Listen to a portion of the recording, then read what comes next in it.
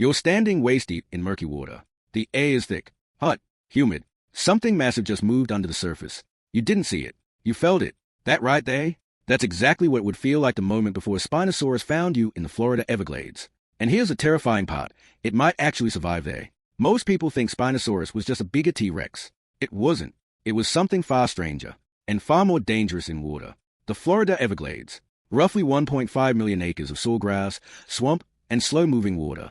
It's already home to alligators, anacondas, and bull sharks that swim miles inland from the ocean.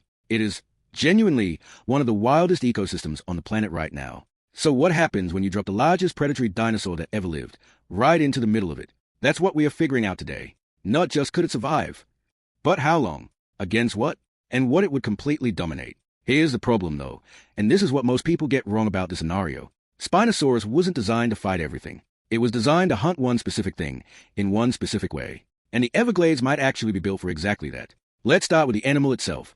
Because if you only know Spinosaurus from Jurassic Park 3, you've been completely misled. Spinosaurus aegyptiacus lived roughly 95 to 100 million years ago, during the Cretaceous period. North Africa, what's now the Sahara Desert, was a massive river system, the Kem beds. Hot, tropical, full of enormous fish. Scientists found the first bones in Egypt in 1912. German paleontologist Ernst Stromer described them. Then World War II happened, and the original specimens were destroyed in a bombing raid in 1944. For decades, Spinosaurus was basically a mystery. Then, between 2008 and 2014, new fossils came out of Morocco, and everything changed. Here's a fact that rewrote the textbooks.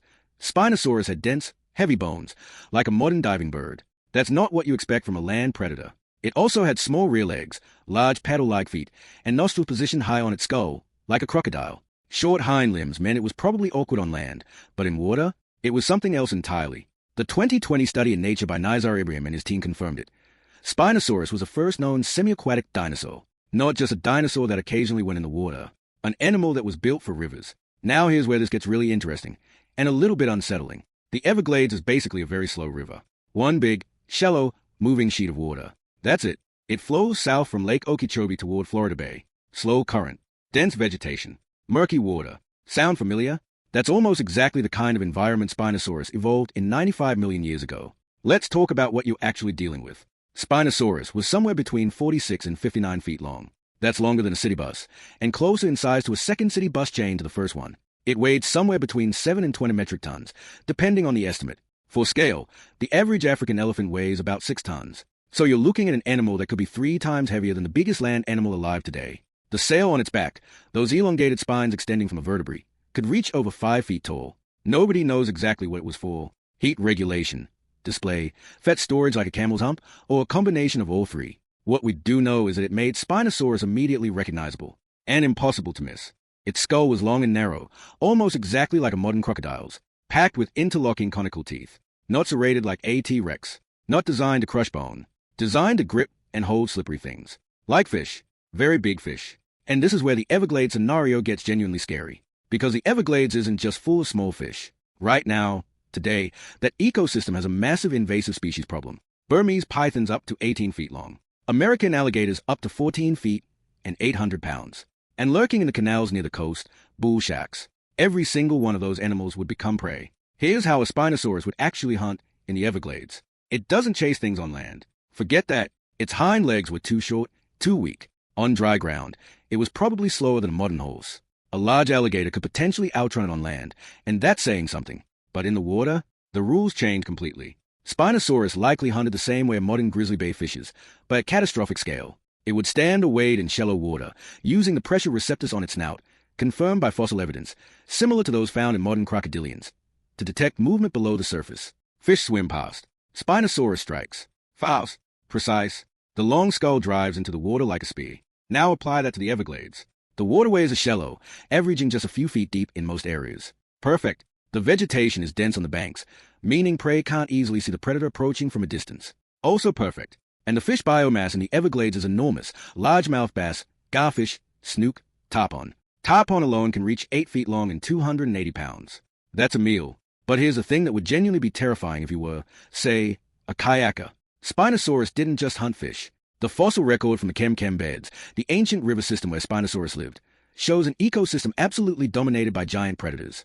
Multiple enormous carnivores competing for the same food sources. And the evidence suggests Spinosaurus wasn't picky. Crocodilians, turtles, large fish, possibly even other dinosaurs that got too close to the water's edge. In the Everglades, that means the alligators are in trouble. Let's work through the actual competition, one by one. American alligator.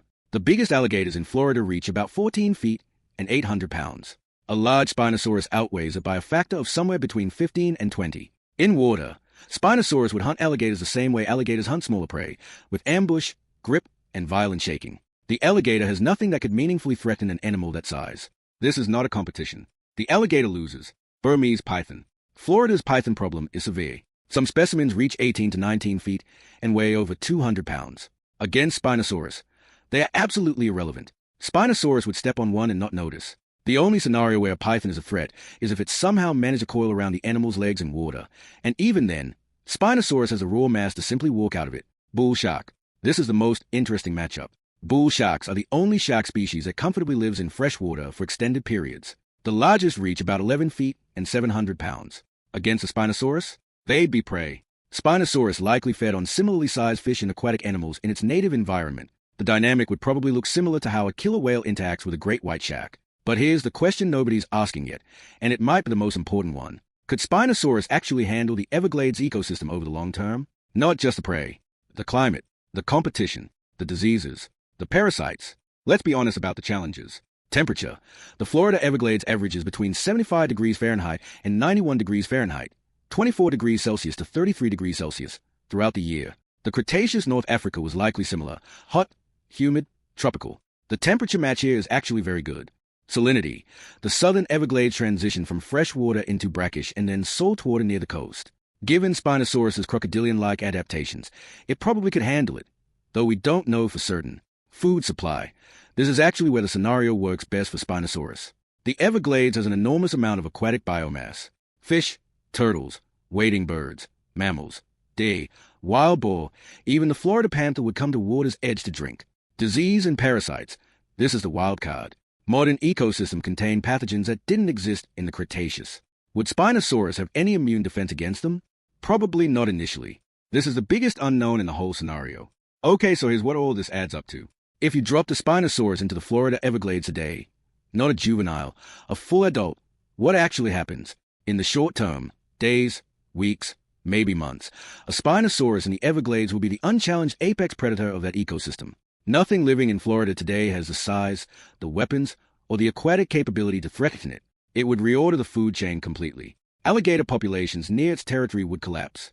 Large wading birds would be picked off at the water's edge. Anything that needed to come to water to drink or feed would be at risk. The aquatic food supply is genuinely sufficient to support it. The climate is close enough to its evolutionary home that heat wouldn't be a limiting factor. The shallow, slow-moving water is almost identical to the Kem River system. Now, long-term, years, is where it gets uncertain. A single animal is not a population. Spinosaurus, like all large animals, would have needed others of its kind to sustain itself generationally. One individual, no matter how dominant, eventually ages. It can be injured. It can get infected by a pathogen it has no immunity to. But if you're asking whether a Spinosaurus could walk into the Everglades tomorrow and survive for a meaningful period of time, yes, the ecosystem fits. The prey is there. The water is perfect. And every alligator, python, and bull shark in those 1.5 million acres would be outclassed before it even knew something new had arrived. Spinosaurus wasn't the land monster Hollywood sold us. It was a semi-aquatic ambush predator, built for slow, murky rivers packed with large prey. Its dense bones kept it submerged. Its crocodilian snout let it detect prey by water pressure alone.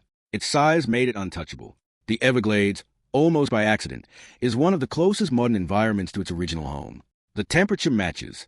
The water depth matches. The prey size matches. If Spinosaurus had survived to the present day, Florida might not look anything like it does now. The entire southern wetland ecosystem would have reorganized around the presence of a 50-foot aquatic predator. And humans? We'd probably know not to go near the water. The same way prey animals in the Everglades today don't linger near a 12-foot alligator. Except this one would be 4 times longer, weigh 20 times more, and you'd never see it coming. If you want to see which other prehistoric predators could survive in modern ecosystems, the next video is already waiting for you.